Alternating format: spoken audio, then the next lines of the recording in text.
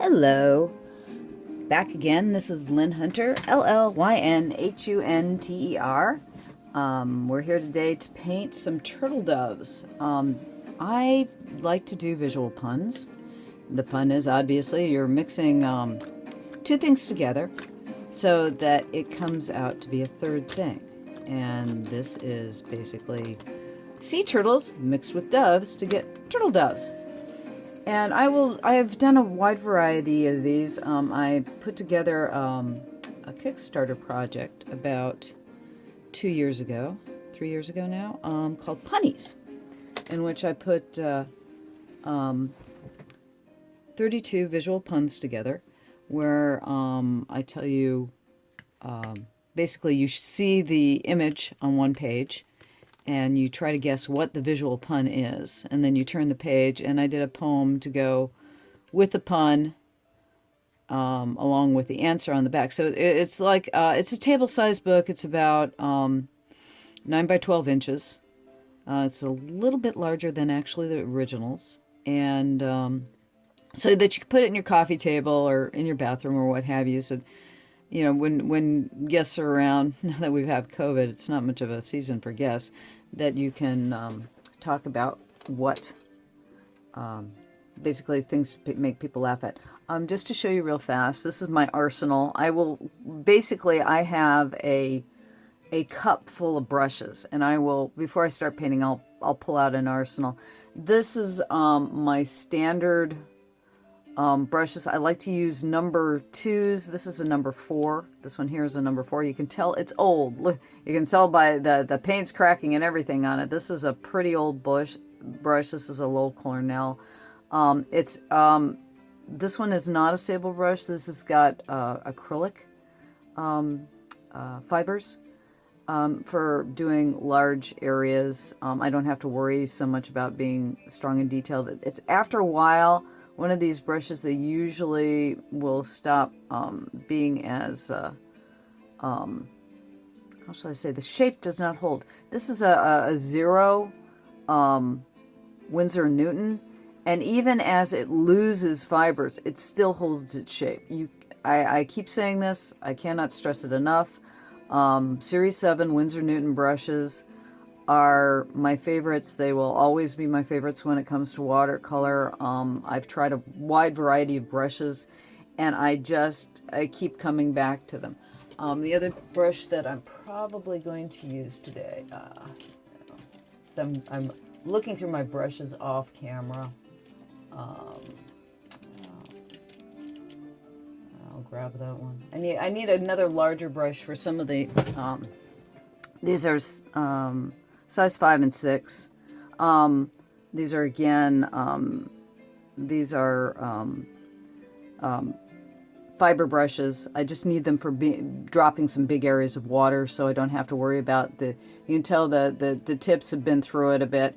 I am brutal on my brushes. I am an evil, wicked person when it comes to my materials. I'm a bit of a slob in some respects, and maybe that's why some of my paintings come out with more life and energy in them, because I'm not the neatest person in the world. And I always have paper towel handy, and I always have it in my left hand, and what I use it for is to, when I have excessive water in my brush, I'll clear it out, or there's too much paint in my brush. You can't paint without having, you know, that absorbent paper towel in your left hand, or if you're right-handed, vice versa. Anyways, today we're starting out with, I'm going to be starting out with, this is a number 2 brush, and I'm going to start in by laying burnt sienna down in what I would consider the shadow areas. And I'm just starting in a vague area. I know there's going to be texture, and these are kelp leaves for an olive kelp.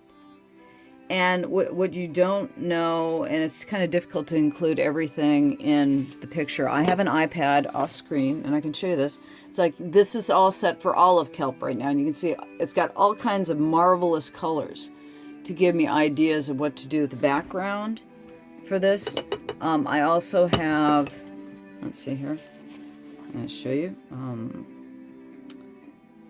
I've got billowing clouds for reference. And I have Under Pigeon Wings. And where's my Turtledoves? There are my Turtledoves. So it's like I have all these. I've got this nice iPad off screen. Before the glorious iPad and computer days, I have what's known as a morgue. I have a file cabinet that is filled with magazines that I have bought at the time. Used bookstores, 10, 15 years ago used to be prevalent things before the advent of the internet. It's amazing how things have changed so rapidly. If you are under the age of 40, I'm sorry, I am technically an old fart. I've been around for a while. So the thing is that if you're under the age of 40, which I'm hoping some of you are, I hope that this is a new experience for you, and you enjoy watercolor, and you will enjoy what I'm offering here and have fun with it. But before the advent of the computer, which is technically only 20 years ago, I sincerely believe, we really didn't start getting into the computer until only about 20 years ago, and it's only been seriously expanded in the past 10 years with the advent of really good cell phones. Previous to about 10 years ago, we did not have very good cell phones. You didn't have, the smartphone was invented about 10 years ago. And so you didn't have easy access to images on the computer or the internet. Google still hadn't fully come of age. And now that we have iPads and iPhones and easy access to images all over the internet, you don't need what was notoriously known when I was younger as a morgue. Basically, I would go to used bookstores, and there used to be many, many used bookstores all over the place. They're now all over the internet, but they, especially when I was in my earlier days in Los Angeles, the used bookstores would be everywhere, and they were like treasure troves. And you could go in there and buy the most amazing books. You could, I'd spend, the best part of it was finding that one treasure that you were looking for.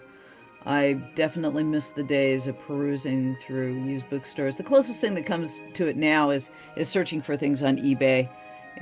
Finding that fun character or the book that you were looking for on eBay sometimes can be like that.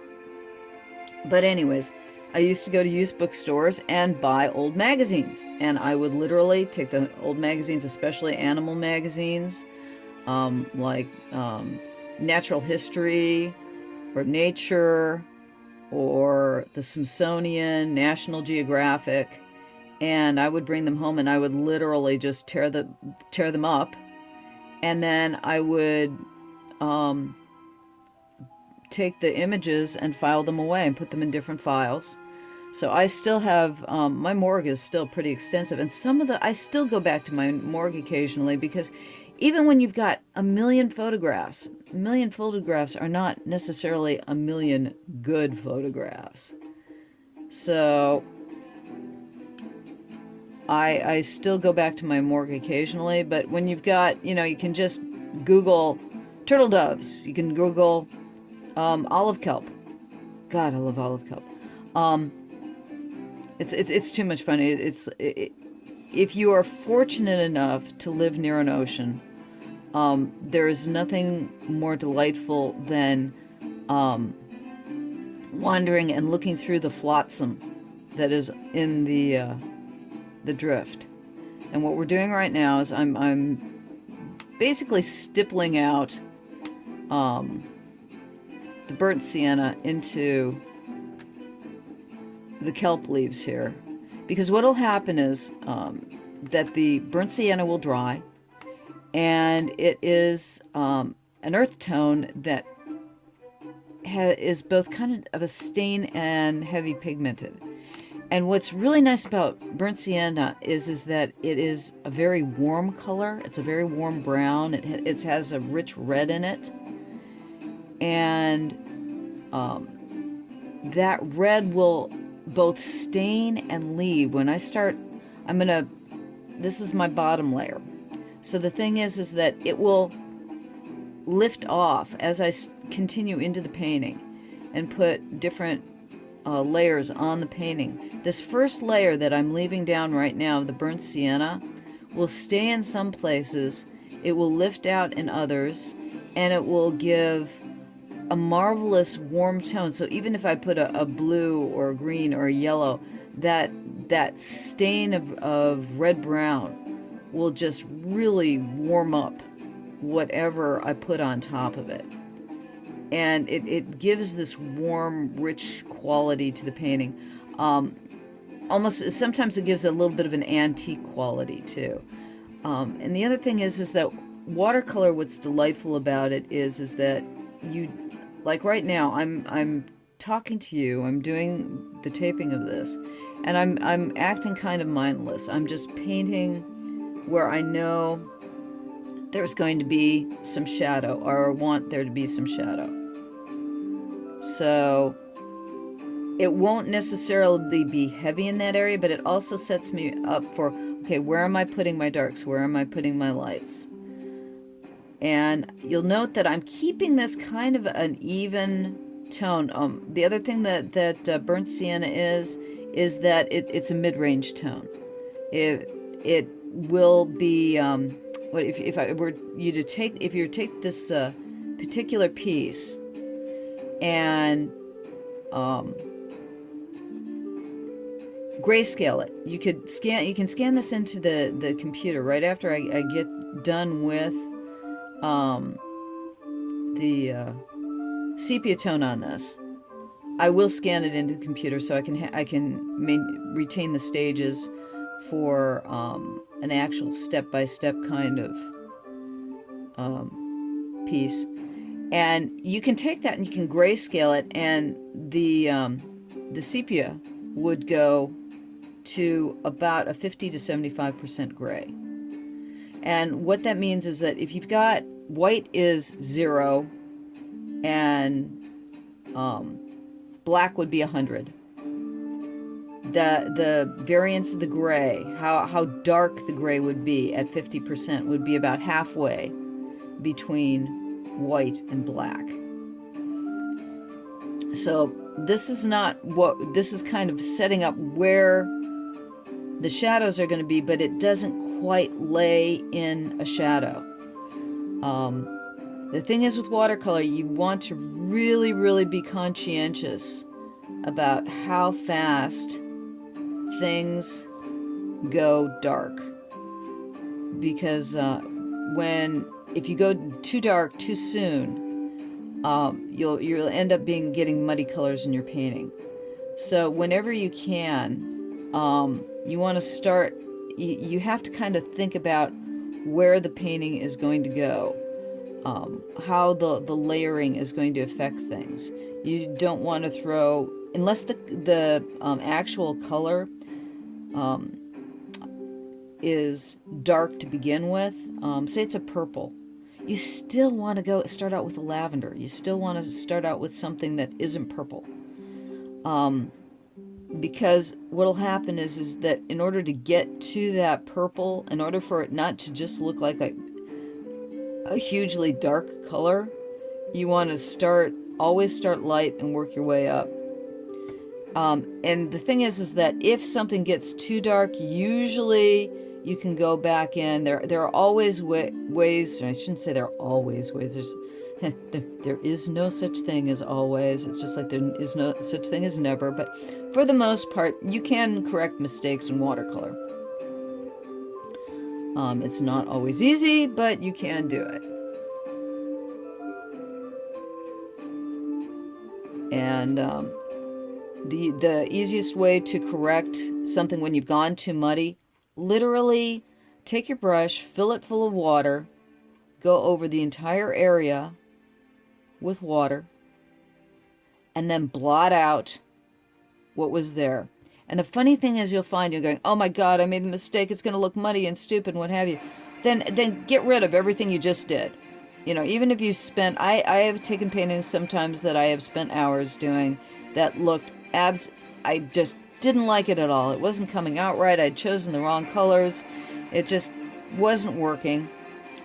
I took the thing and I put it literally under the sink, with basically a paper towel. I mean, don't like pour water over it. Then it'll warp to death. But wash the entire thing off. And if you've got good paper and it's relatively nailed down, it's like what I've got. What here? Let me turn the edge to you. This is a watercolor block. You can see the edge. I'll show you the front. It says, there we go. This is Arches. You can see that. This is an Arches watercolor block. And when you get it, it'll come with a black piece of paper over the top, and you take that off. And you can see too here, there's a place, let's see here, right here. This is all glue. The black stuff's all glue. And then right here, there's a little place where you can put a palette knife in, or if you don't have a palette knife, the back side, not the front side, the back side of your black X-Acto knife blade to crack off the page. But I like using watercolor blocks. Let me square that up in the camera real fast here. You'll note I don't always fill the full image in the frame while we're painting, just because I want you to be able to get a closer look at what I'm doing. And you can't fill, I work relatively small, but you're not going to be able to see the whole thing. Now, notice I have a cat. I want to see if you can see that. I'm pulling a cat hair out of my friggin' brush because there's somebody wrote a book that I really love called Cat Hair Everywhere. If you have a cat. My apologies. It's an occupational hazard. You learn how to paint around the cat hairs. You learn to pull them out of your brush. You learn to pull them off your watercolor palette because they're everywhere. They will get everywhere.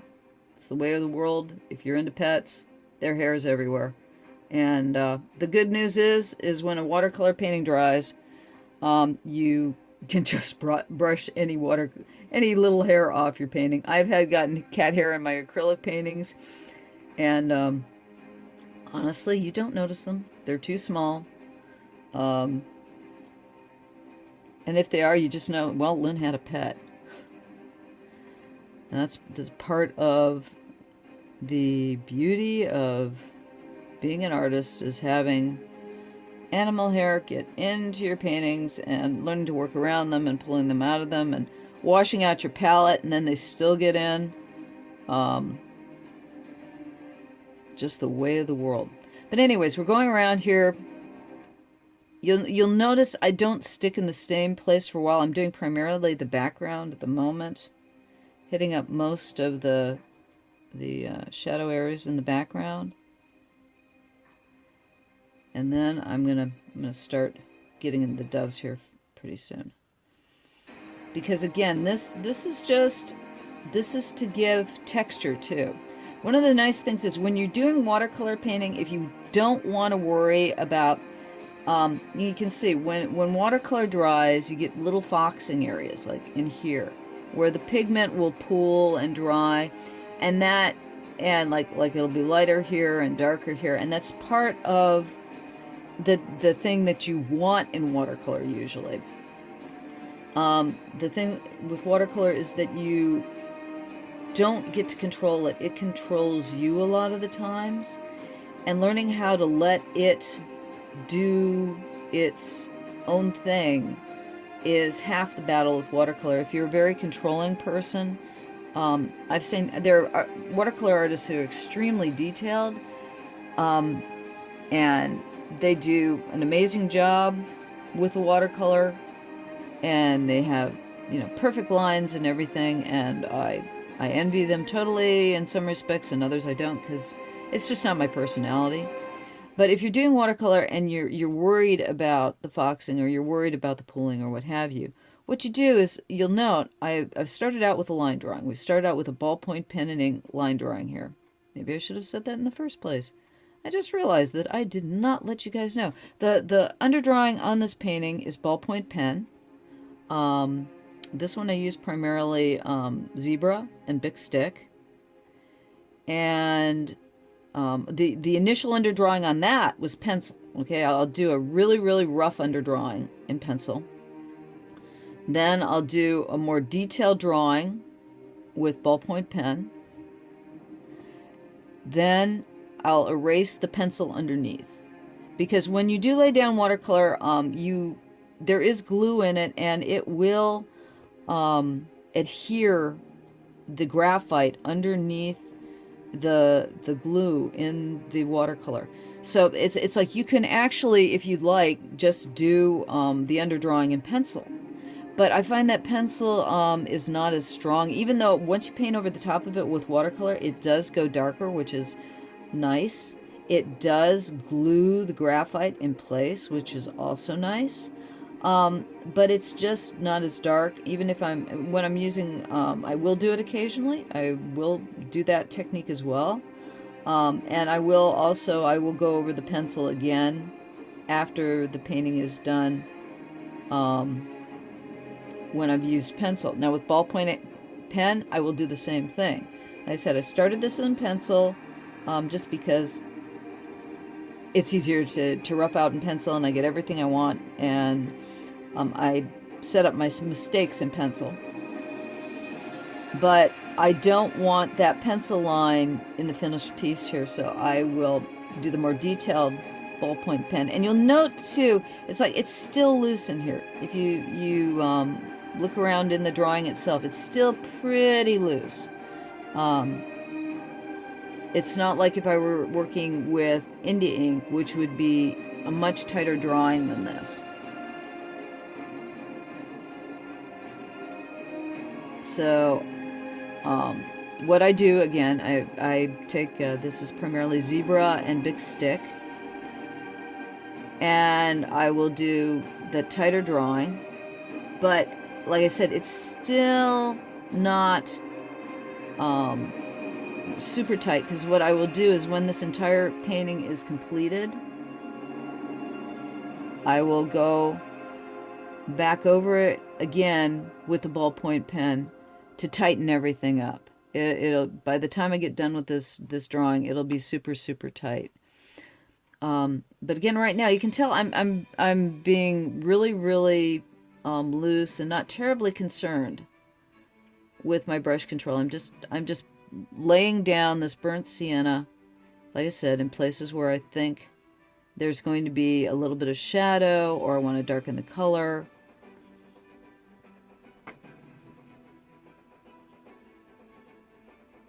Or I want to give it some warmth. It'll give a little bit of extra popping volume. Beyond the fact that watercolor, like what I've always said, watercolor paints itself. When you start layering the colors, you come out with colors that you would not have intentionally picked out of the palette.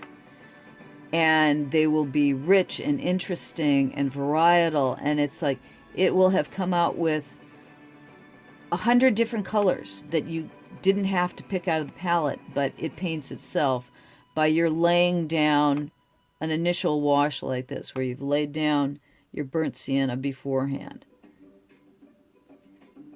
And what I'll probably do is, after I lay down this burnt sienna, to pull the Turtledoves a little bit away, I'll do the same thing that I'm doing right now with a raw umber, which is a yellow. That's going to be my next stage as I get done with this.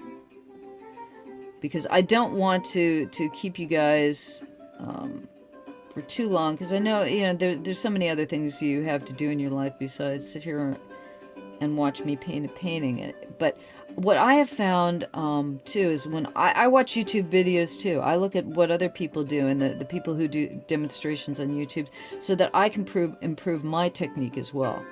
Because you're never done with this. I mean, if you are a true artist, or you an artist that just, it grabs you, it's a drug, you can't stop. You want to do this if you really want to do this, you really want to do this. Nothing will stop you, because honestly, nothing can stop you. And I've heard writers say this, I've heard musicians say this. It's like, it doesn't matter, whether you get paid to do it or not. It's the thing that you have to do. It's the drug that feeds you. And definitely, this is a drug that feeds me.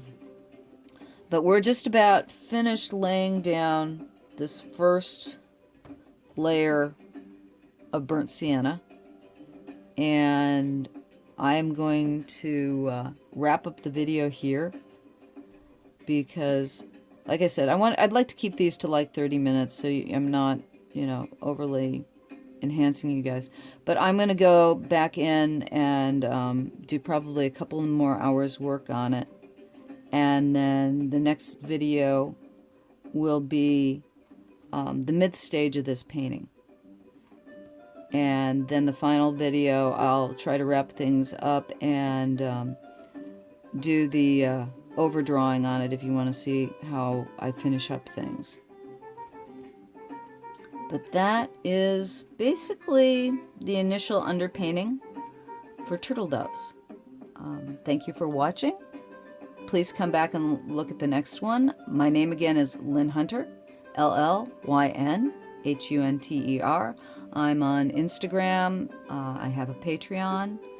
And you can find me all over the web, basically at L-L-Y-N-H-U-N-T-E-R. Thank you for coming to watch. Appreciate it. Hope you watch the next one. Bye-bye.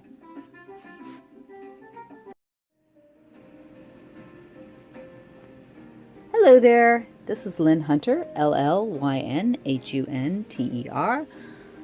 What we're drawing here, or actually drawing and painting. We're painting Turtledoves. It's a visual pun. It's a turtle mixed, sea turtle mixed with a dove. You get Turtledoves. What I'm going to be doing today, the first video I did on this was concerning the laying down the shadows, and we laid that down with just one color, that's just burnt sienna, over ballpoint pen and ink drawing. The pen I normally use are zebras and big sticks. Basic ballpoint pen. The nice thing about ballpoint pen, it is a petroleum distillate base with pigment in it. So the thing is that it will last a long time. It is very permanent, and it will fade. The thing is that depending on the ink, there's still debates about the fade factor with ballpoint. But when it comes to the difference with ballpoint pen and watercolor, 200 to 400 years from now, if one of my paintings is still around, we'll know for sure how the fade factor works. But for the most part, it seems pretty permanent to me. What I'm going to be using today, these three brushes. One's an old Merit De La Rowley. This is a number 7. This is a square Cosmos Synthetics, number 12. And this is a 3/4 inch Grumbacher that I can promise you is 40 years old. You can see the paint peeling off the back end of this sucker. A good brush will last you forever. I had an instructor tell me that once, and I thought, you're lying. No way. No brush lasts forever. I have brushes that have died. My Grumbacher number 3, my very, very first real sable brush was a Grumbacher number 3 that I bought at a hobby store in Mesa, Arizona. I grew up in basically, Mesa had less than 100,000 people in it when I grew up there. And I had we had a hobby store there, and that's where I got my first honest-to-God watercolor brush. But anyways, what we're going to do right now is I have a background to paint. I'm going to lay in the background before I lay in the Turtledoves on this one. And I'm going to use a variety of overlays of color. And I'm going to be using basically some kelp bed backgrounds as a reference for color. I'm probably not going to go quite this way, but this will show you. These are some of the photographs that I'm using for reference for the kelp beds. And so I'm going to give them more blue than green. But what I'm going to start with is a Prussian blue. And you can tell I'm throwing a lot of water into it first. And again, I will keep it light to begin with. As I'm trying to decide how I want to handle this. So I'm starting and going, yeah, I'm going to do that. No, I'm not going to do that. And this is one of the things, when you're approaching a painting, especially with watercolor, you approach it by, okay, how am I going to handle it, the layering in this? And what I realized as I'm looking at it, I think I really want to get the overall color of the leaves down before I lay the water on top of them.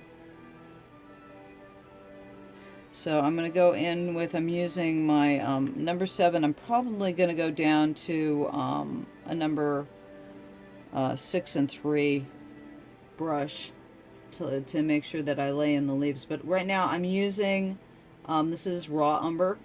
Raw umber is an earth tone that leans to the yellow. It's like a dirty yellow. You can use yellow oxide is another good yellow to use, yellow ochre.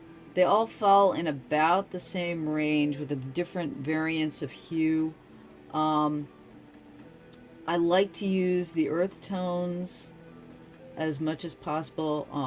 My standard palette for underpainting a lot of the times has a lot of raw and burnt umber and raw and burnt sienna.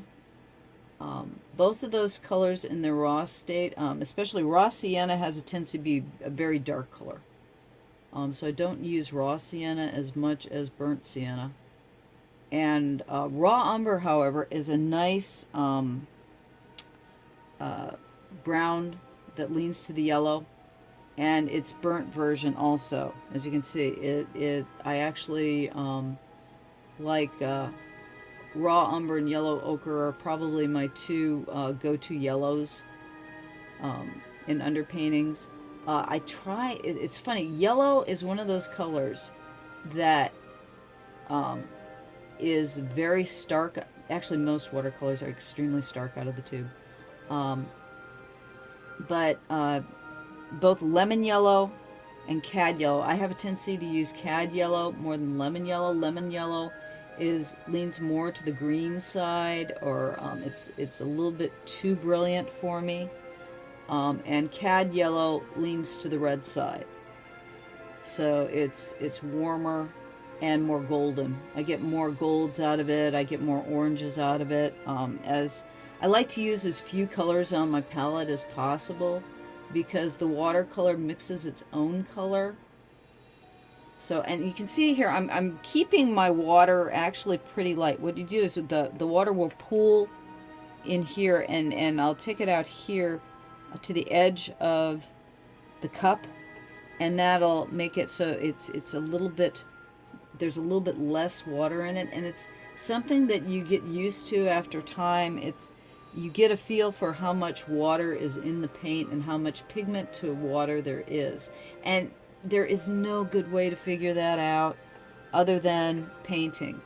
The best thing I can suggest for painting in watercolor is paint in watercolor. Just keep doing it a lot and you get a feel for it. It's kind of like, I also I practice judo, or I practice the martial arts, and it's amazing sometimes how often I find the similarities between what you learn physically I'm going to keep that a little bit lighter here. These are bubbles. These funny shapes here are bubbles. So I want to put a little bit of color in there, but I don't, wherever I see a bubble, I don't want to put a lot of color in there, because I want it to feel like it's when I get done with the painting, I want it to feel transparent. So with the bubbles, I'll put a little color in them, but not a lot. That way they'll either get some sparkle in them, or they'll feel more like they're transparent as they're coming through. So that's what, when you're doing a painting like this, there's a plan to it. Now mind you, if I get too much paint in those bubbles as we're painting, I can always go in and literally, and I will probably do it in the end, is scrape some of that color out. I'll go in with a X-Acto knife blade. And because the paper is so good, this is why you use good paper when you're painting in watercolor. Two major reasons. Number one, it's heavy. This paper is 300 gram or 150 pound watercolor paper. So it doesn't buckle. If you've got really good watercolor paper, you want to make sure it's at least 150 pound or 300 gram. Below that, you're really going to have to stretch it, and it will buckle. So if it's 150 pound or 300 gram, it's basically the same weight of paper. It's just one's metric and one's a metric weights, and one's the standard European weight. And here's the crack up. Americans are the only people who still use the pounds for paper. It's like, what is it with us that we cannot get to the metric system? I will be dead and the Americans will still be using the frickin' old English system that doesn't make any sense at all, while the rest of the world's using metric.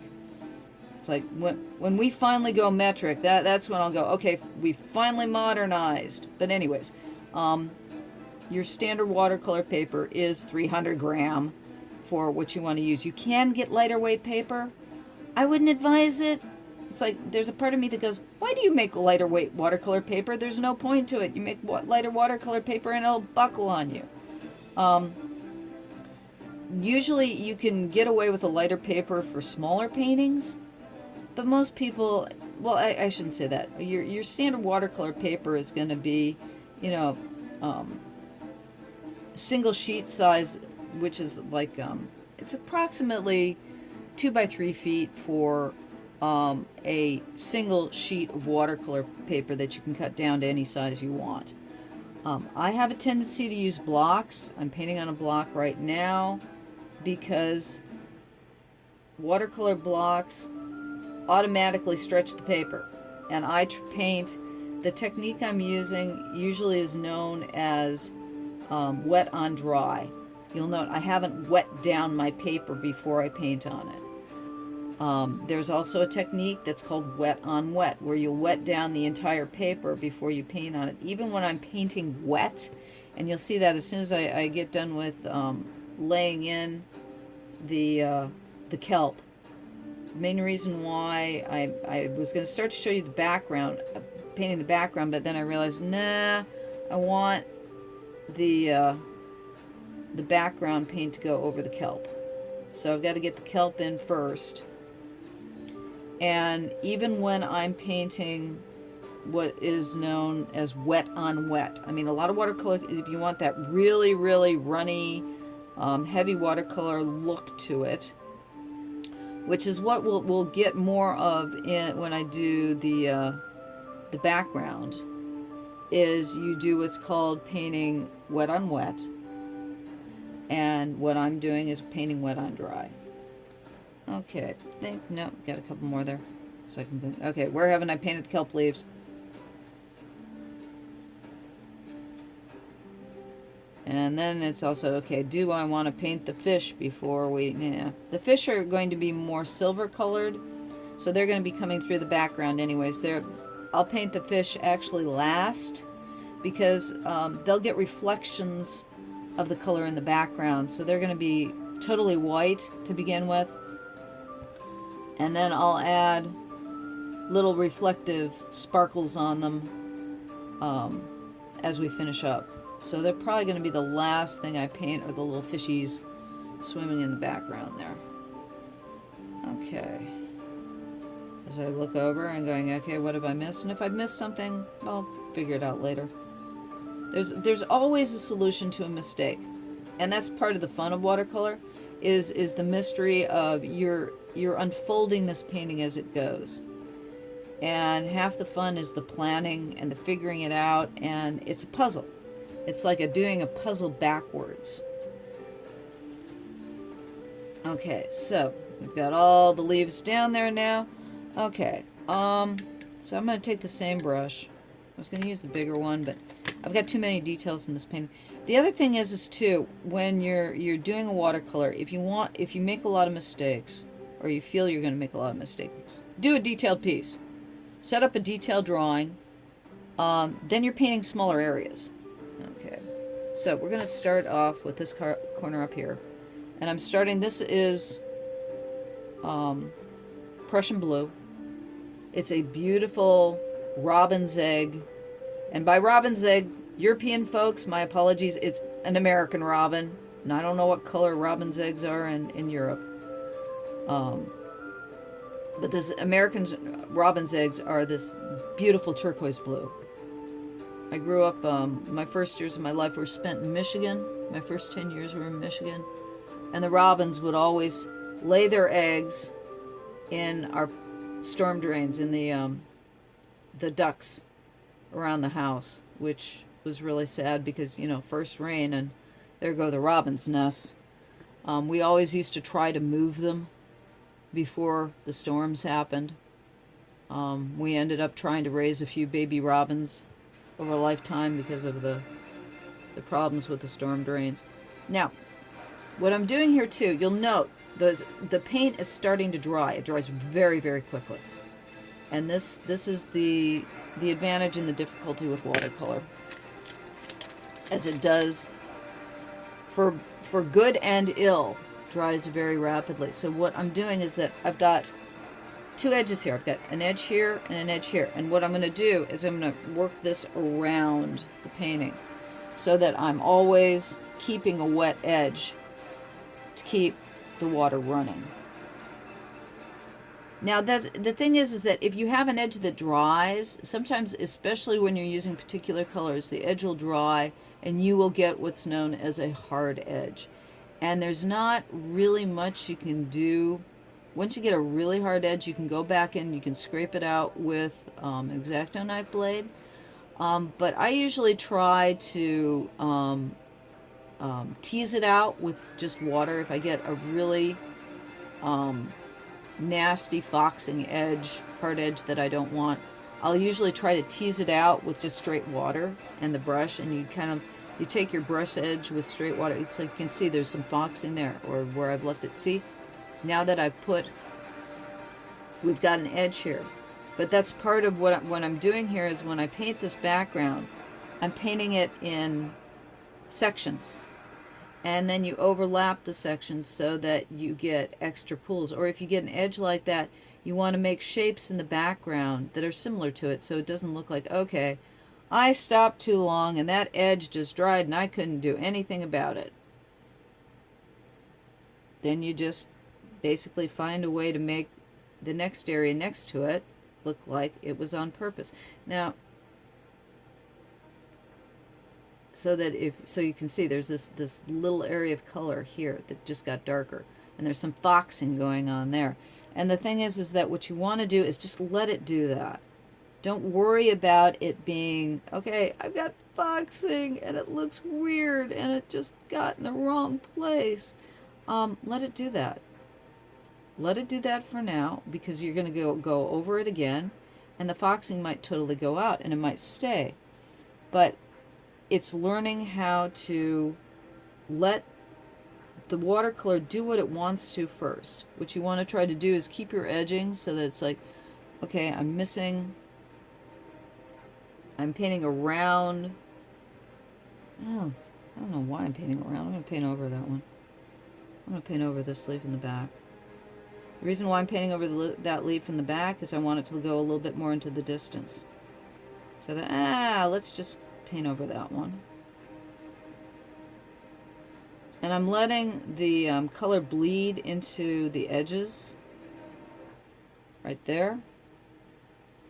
Okay, now because there's pooling here. So what happens too is that you had this area of pooling of color here and this area of dry here. So it started foxing into that area there. But that's actually okay, because I might it's going to stay there and it'll just look cool because it's adding texture to the painting itself. Or I'll go back in later and change that, or I'm going to go over it again with a different color and it might totally disappear. Between now and the time that this painting is done, that portion may totally disappear. Now, okay, you can see I left this area a little bit open. Okay, throwing some paint into that, stippling it over it. I'm painting over this leaf. What will happen is that while I'm painting over some areas and leaving other areas open, that'll make it go forward and back in space with the color. So it's like as I go over areas like this, you can see I'm going right over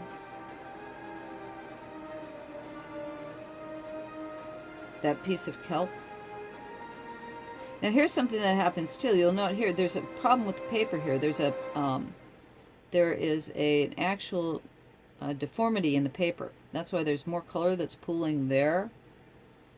And when I get done with this painting, that might actually be a place on the paper that's darker than every other place. And what I'll do if that happens is I'll go in back with a dark color and make that area look like it's supposed to be like that, or fix it so it's more balanced into the composition. Because sometimes even when you're working with a good consistent mold paper, and mold means that the paper was made on a mold, not that it's moldy. Yes, that was obvious. No, it's not obvious. A lot of times, the things that I think are obvious aren't so obvious.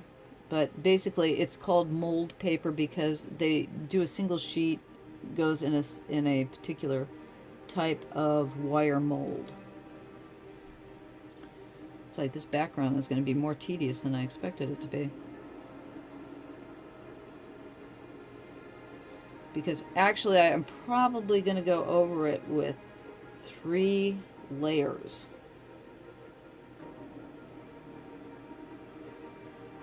And to get the kind of color I want. But you'll notice what I love is, I actually love this kind of foxing, this type of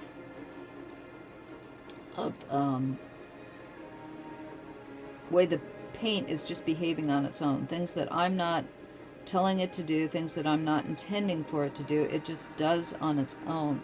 And it's making shape choices and color choices and texture choices that would, if I were doing this in oil painting, okay, you have to make, okay, I've got to choose those colors. I have to overlay those colors. But then again, oil painting comes a lot, I should say, more like acrylic or gouache. You have to make more definite choices than you do with watercolor.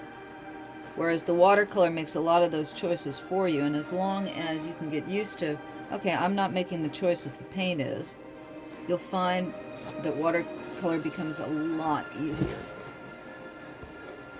I still feel a lot of reasons why people have so much difficulty with watercolor is they get too concerned too easily about its wildness, the things that it decides to do. And they don't go far enough to realize that there are ways of controlling it. It's not a totally wild beast, but it's very much like having a wild animal as a pet.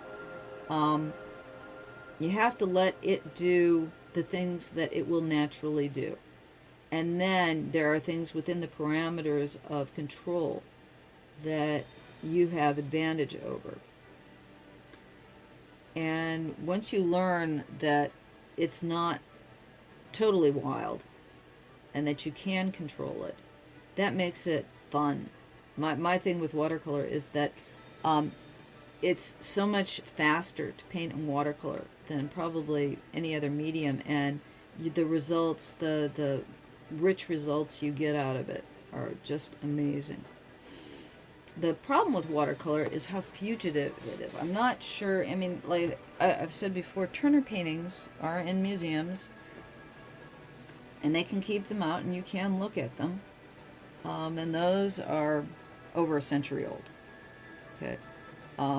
My favorite, oh God, the most amazing paintings I ever saw in watercolor were actually Tiffany drawings. They used to use watercolor. Watercolor started out as the marker, it used to be the magic marker of its day.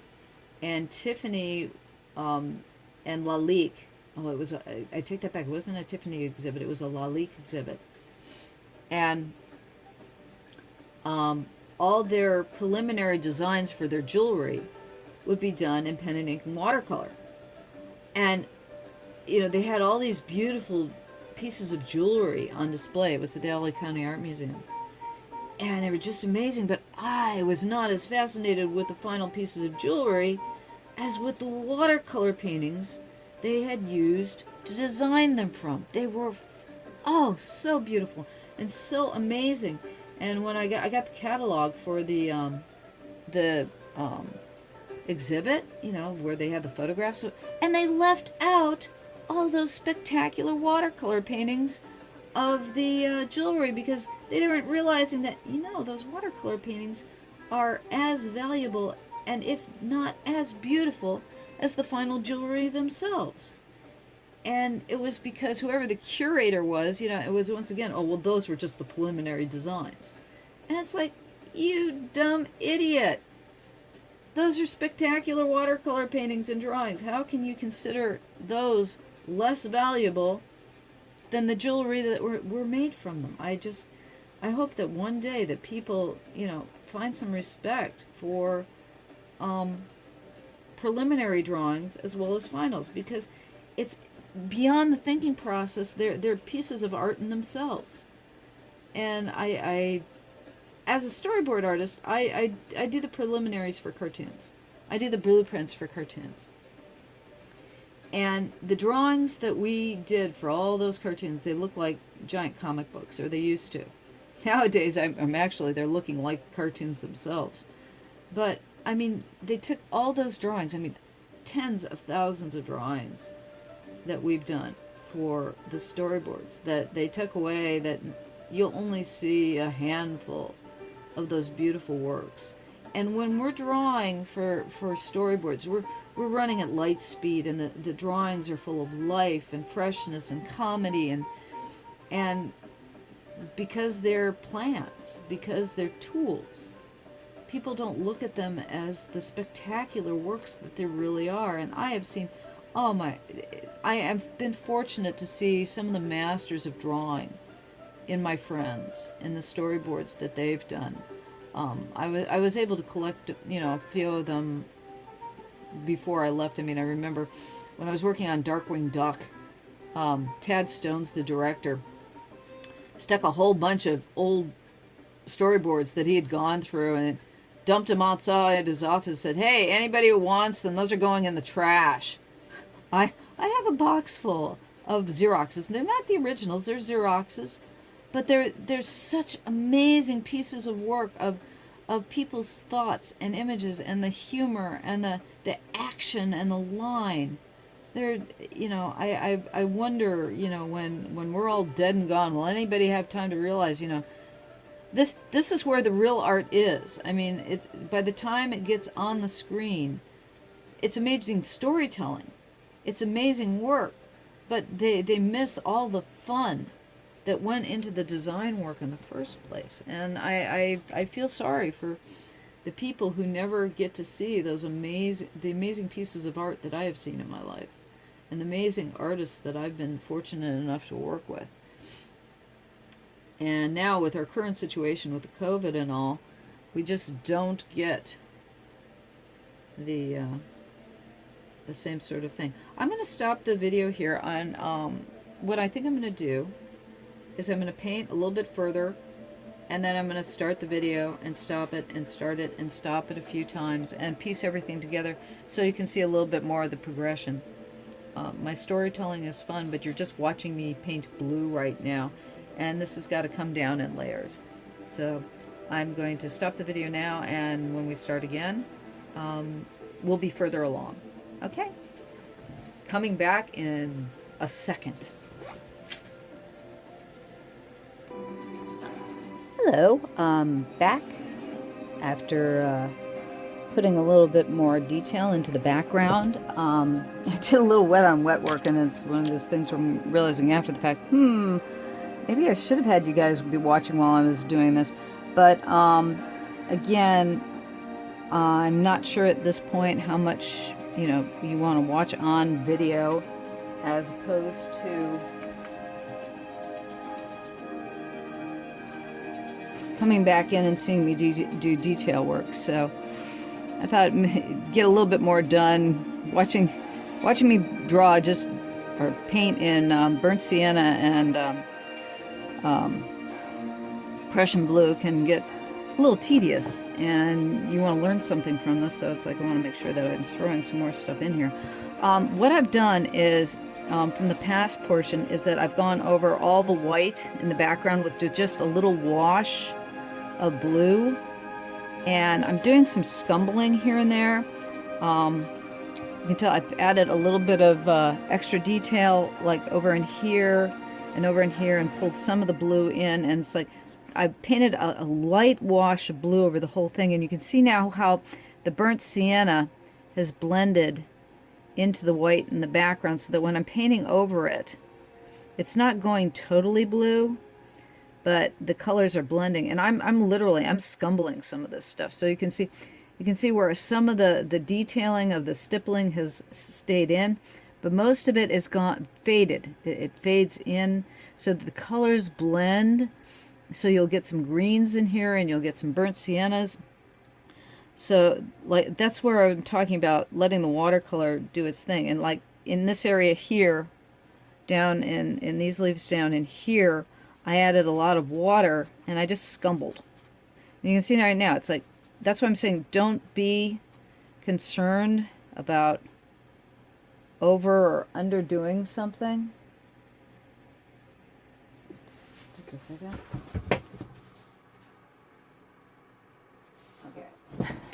Because, like I said, if you, there's always ways of fixing or going back in or changing, but what it does is that you can see the colors blend more. You don't have as many cut edges.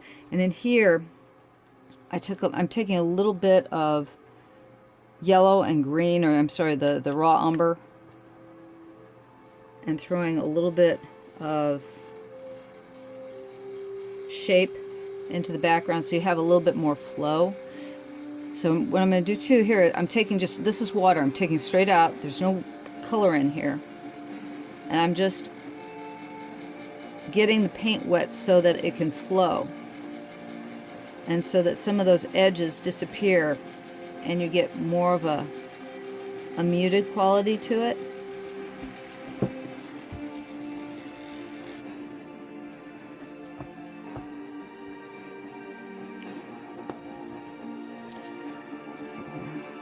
You can see I accidentally painted over those bubbles. But what I'll probably do, I haven't decided yet, what I might come in with some opaque white for some highlight on those, or I'll come back in later and throw a little bit of, take the X-Acto knife and chip out some highlights. Because the whitest you're ever going to get is either if you use an opaque white. The white of the paper is always the best. And if you chip out with an X-Acto knife blade and you come back in with an eraser, most people, and even myself, I couldn't tell you after the fact, whereas it's like, what you can't tell, it's off screen right now. I don't know if you can see. This area right here, I adjusted that line by scraping away some of the paper. And you can see where the paint has kind of lied in a little bit, where I scraped away because I didn't like the way I drew the one point of that particular leaf, and I fixed it before I started painting. So that particular area got scraped out with an X-Acto knife blade, but you can't tell, or nobody would be able to tell. They wouldn't go up there with a magnifying lens and go, geez, did she do that or didn't she do that?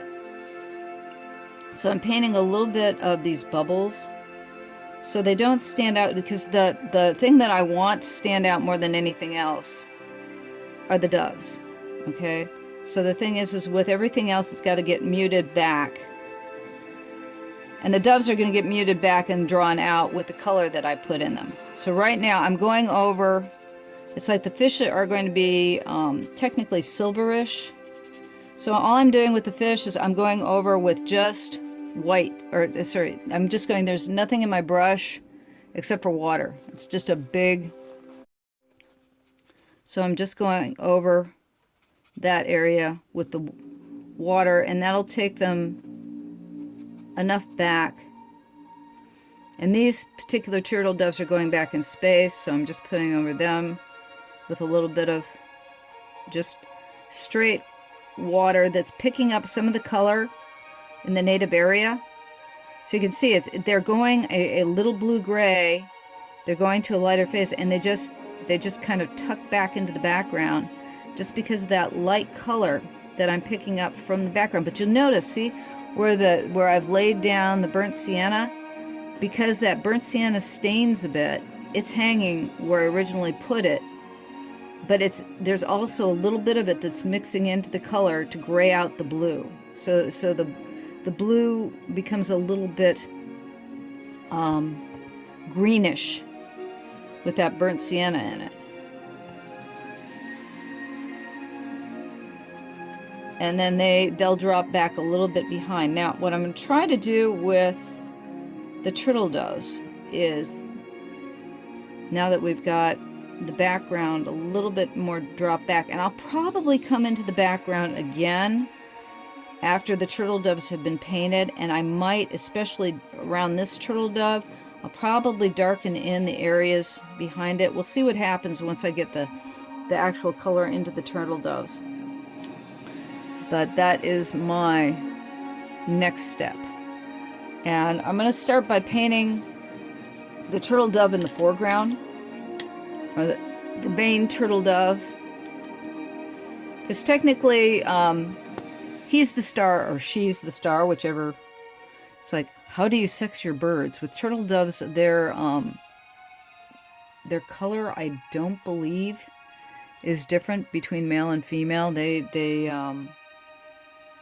As I totally have forgotten the word for the difference between male and female. Oh, and one thing, since it happened,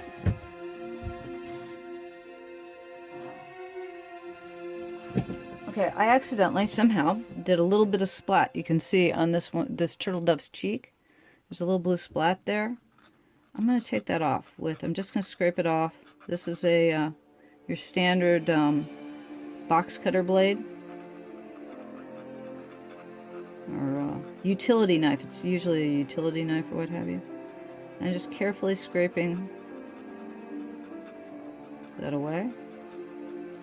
And then I'm taking my good old, I've brought this up in many videos, but if you haven't watched them before, this is a kneaded eraser. Looks like silly putty. Comes in little squares. It's K-N-E-A-D-E-D. Knead, like kneading dough. Eraser. It's kneaded, literally it's rubber. They make it out of rubber. And go over that with the kneaded eraser. Scrape back just a little bit more.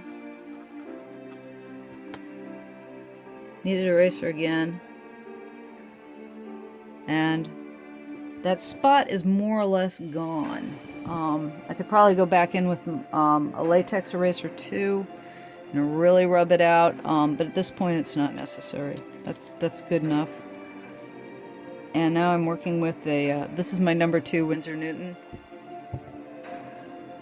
And Turtledoves have a tendency to be blue or bluish on their wings and their heads, and a little bit of a purple too. And the thing is that I painted the ocean and or sky, whichever you determine it to be. I look at it as a little bit of both. I wanted that illusion somewhere between sky and ocean. So I'm going in basically with Payne's Gray with a little bit of violet mixed in to get the blue I want for what the blue in the Turtledove. And there's a little bit more turquoise in it too. I'll add some hints of turquoise in the color too, or basically a little bit of this is Prussian blue along the edge. They have these very interesting, they almost look like gill slits on their necks, and there's a hint of blue there, a little hint of blue on their crown.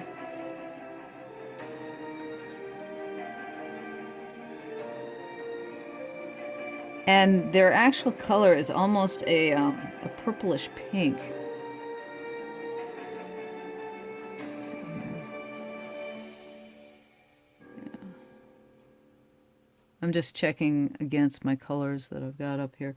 And depending, like with all animals and all things, colors will change depending on the light you color them in, the light they're in, especially with bird wings.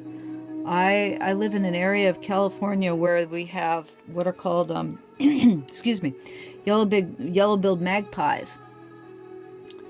And the yellow-billed magpie has iridescent black feathers that iridesce green. So it's like if they'll have a blue-green iridescence to the feather. Let's see here. So I'm using a combination of I'm hinting up the Prussian blue, and then I'm throwing in a little bit of violet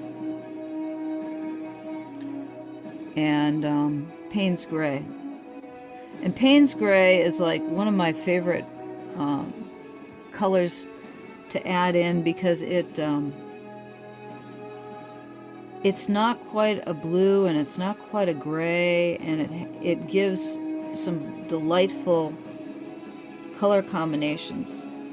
And it does lean to the purple side in some respects. Sometimes it looks a bit reddish, more warm than cool. It's a really interesting color that you can get a lot of color out of. So I like to mix Payne's gray with a lot of things, and it'll separate out too. As I said before, when you're working watercolor, you end up getting a variety of color that you weren't expecting.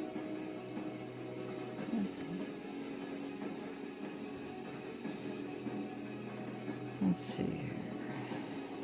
I'm going to be using a little bit of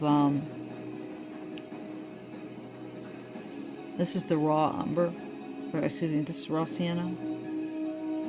Sorry, let's get the color right here.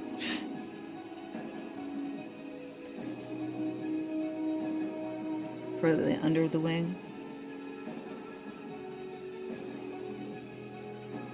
And the color of the dove itself. Because the dove is more of a cream. But it's kind of going to be difficult because we want the doves to stand out against the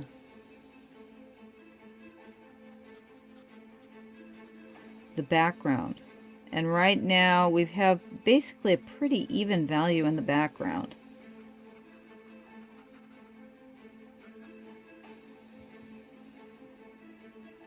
Which is not really what we want. Now I'm going to take a little bit, this is the raw sienna, to get my cream on the dove.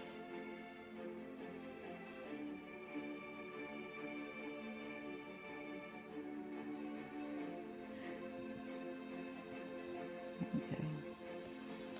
Beak color. So I'm looking at it and going, okay. So because I'm on the currently on the turtle page, because I'm looking at what I want to do for the underside is a warm cream with a little bit of orange in it. And the beak color is definitely a kind of a purpley Payne's gray. Almost a periwinkle color in the beak. And then there's the red around the eye. The thing I will definitely, one of the last things I do once I get the color all down, it's got a red circle around the eye, and that'll help things stand out a bit too.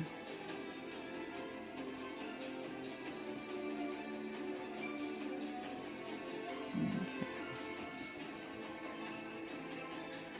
Now, I'm going to throw in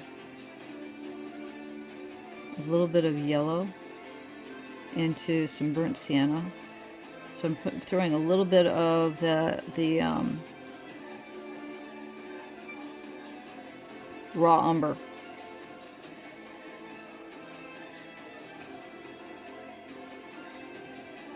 Into the shell here. That'll also get it tied into the kelp. What I might do when this is all done, like I said, I'm going to probably give it an overall separate color in the background to make the turtle doves stand out a little bit better.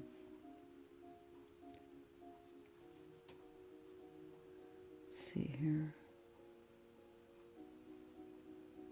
Oh, that's amusing. I'm looking for the color for under the tail right now, just because there you go. Tails are usually lighter beneath than they are on top. The feather, for some reason, is lighter below than it is above, and I want to make sure, there we go.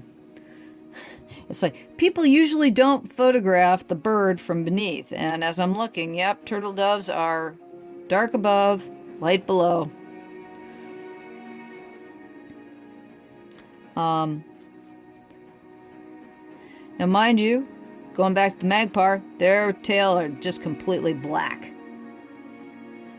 They have black tail feathers that are just actually gorgeous. I'm very fortunate to live in an area where I have magpies. When I was a kid, with Golden Book of Birds, I would go through it looking for, you know, which bird was my favorite. And I picked out the yellow-billed magpie, but the problem was, where I live, yellow-billed magpie didn't exist. It only lives in a small portion of California. And lo and behold, where do I finally settle? I live in the land of the yellow-billed magpie. So that's kind of a cool thing. The bird that I fell in love with when I was a kid lives in a very small area of where I finally settled. And that works pretty good.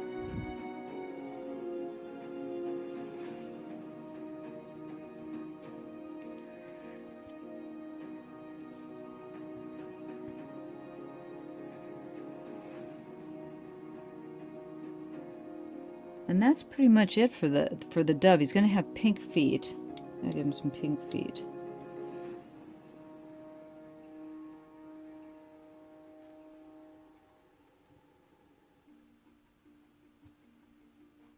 And I'll throw a little bit of extra I put some alizarin crimson in his feet.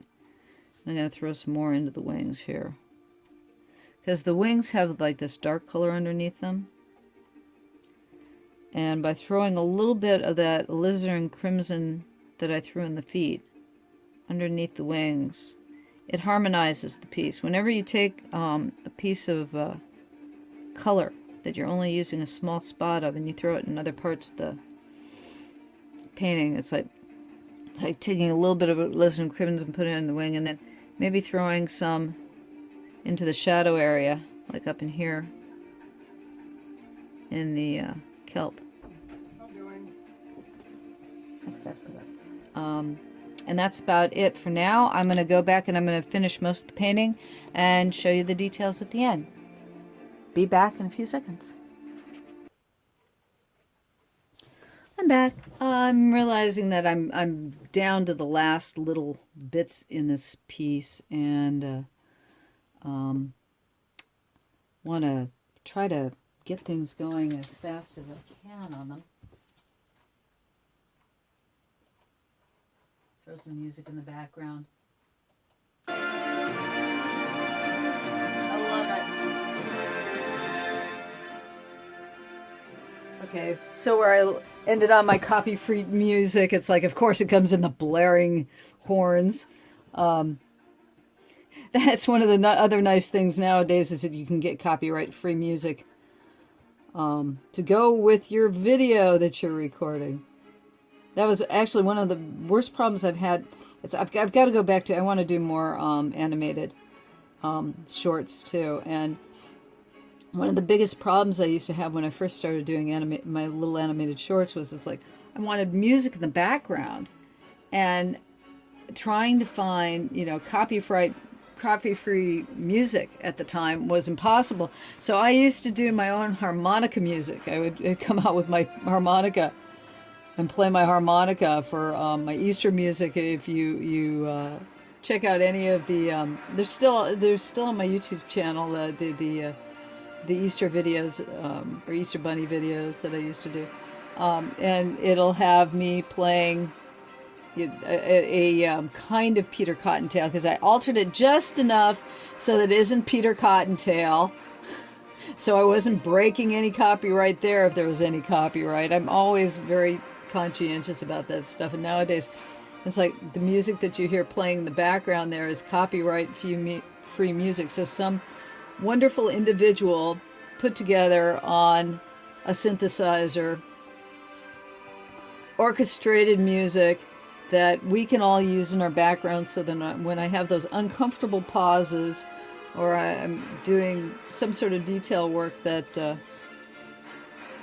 you know, you don't want the uncomfortable pauses with, I have my copyright free music in the background there. What I'm doing right now is that this is a very, very, very light wash of Payne's gray with just a hint of violet mixed in with it.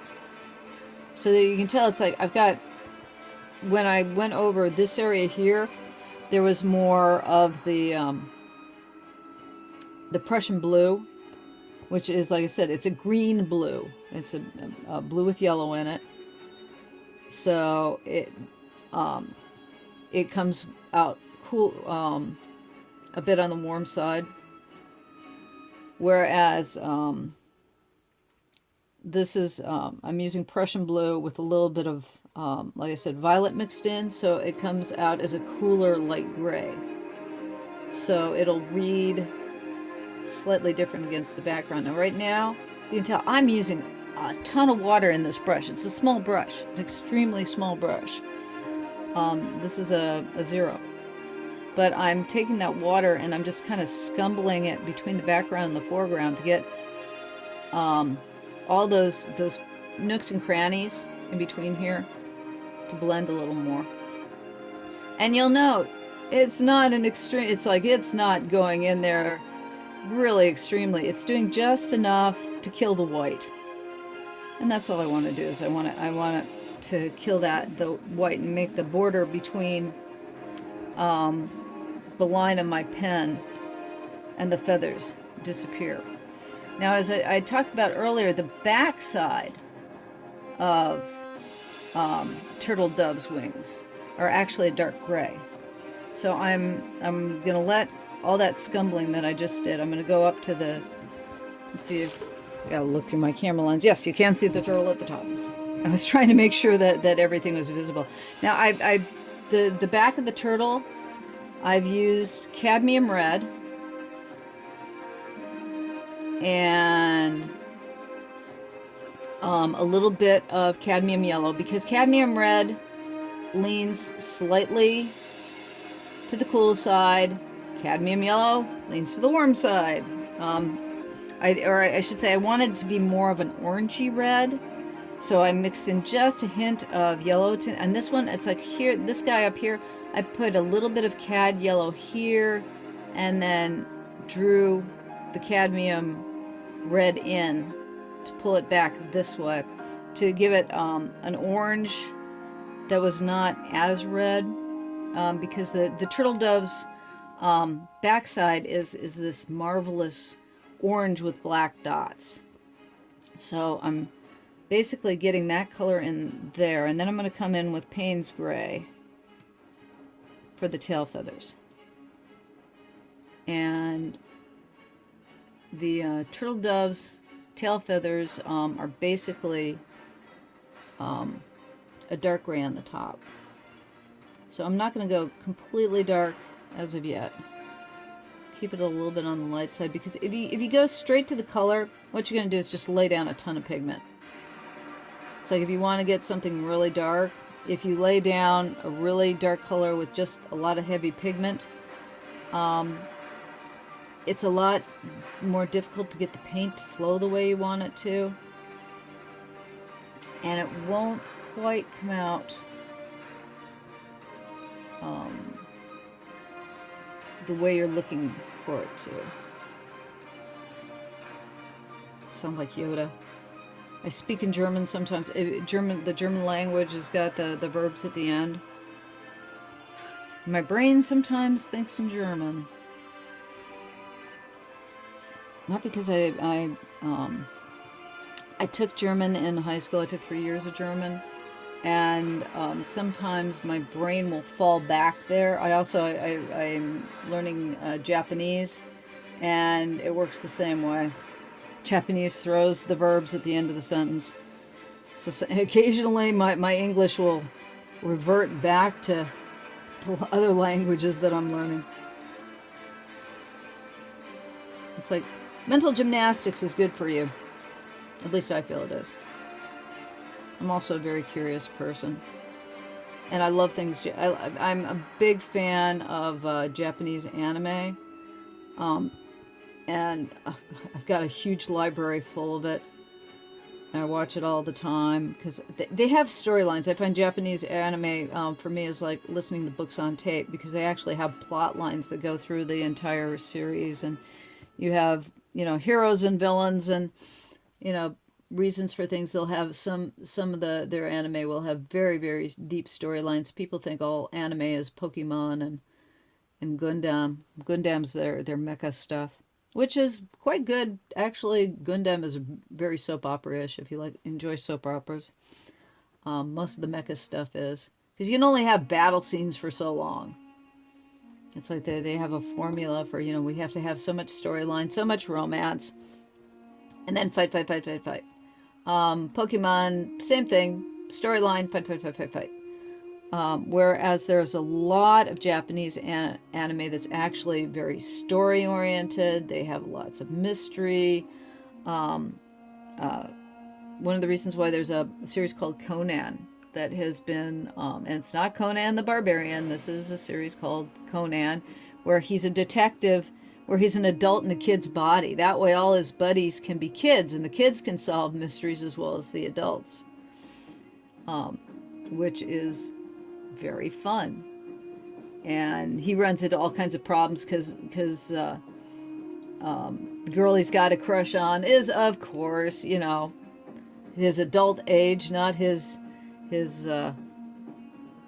kid's age, and he's got to play the kid while also acting the adult. So it's a very intriguing, fun animation, and they're all mysteries. They're all comedy mysteries. It's like Sherlock Holmes, and it's been going on forever. So the people who don't watch anime don't realize that there are almost a wide variety of animated shows as there are comic books in Japan.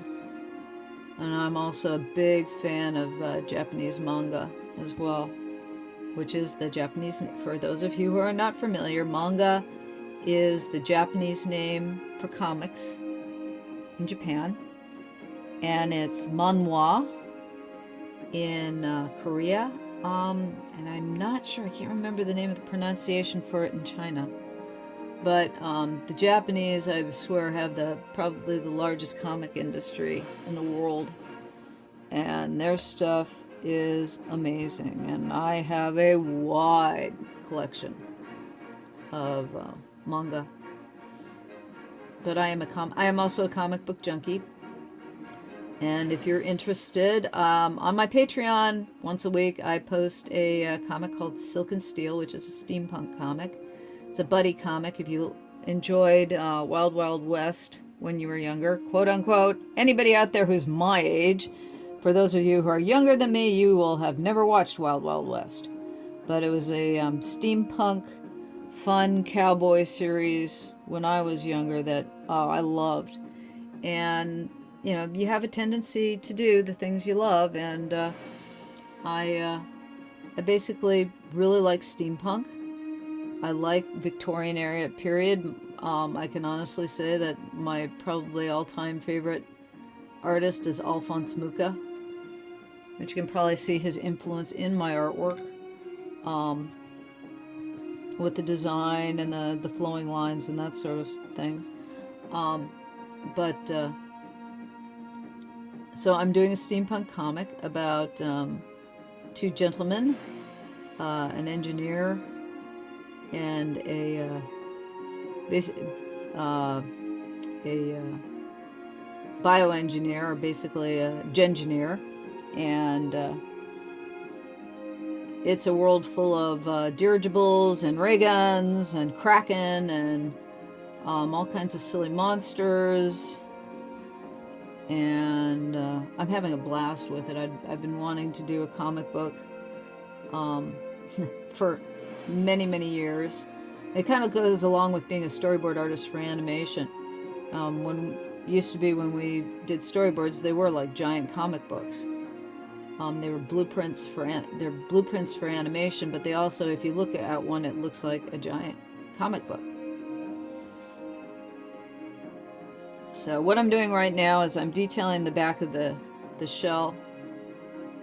This one turtle dove, because the turtle doves, that's why they're called turtle doves, because their colors look like the shell of a sea turtle, I was amazed. I grew up with mourning doves. I told you, basically from age 10 to 20, I lived in Mesa, Arizona. And both in Arizona and in California, the doves we have are mourning doves. And they're all gray. And they're pretty, but they're not particularly interesting. So when I started doing this, I realized I'd never really seen a turtle dove. And they are spectacular when it comes to the color department. They're purples and blues, and they have these beautiful orange and black feathers. And that's what I'm doing right now, is doing the... And of course, the one that I did the bottom is, you're getting his underside because I wanted a more dramatic pose.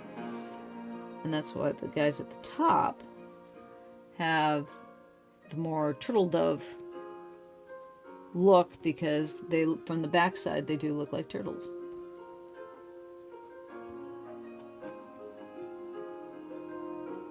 Okay.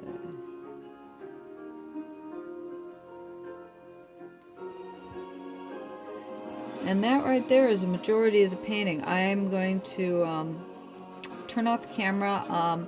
When you come back and see the final touches on this, I'm going to do some of the pen work for this on the end of the painting.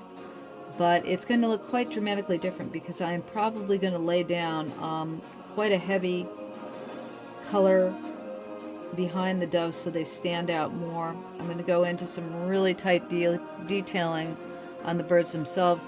And that work takes a little time. It's probably going to take me an hour to 2 hours just to put the finishing touches on this piece. But I will come back with a few more minutes of the final touches, primarily to show you the end of the painting and what I do with the pen work.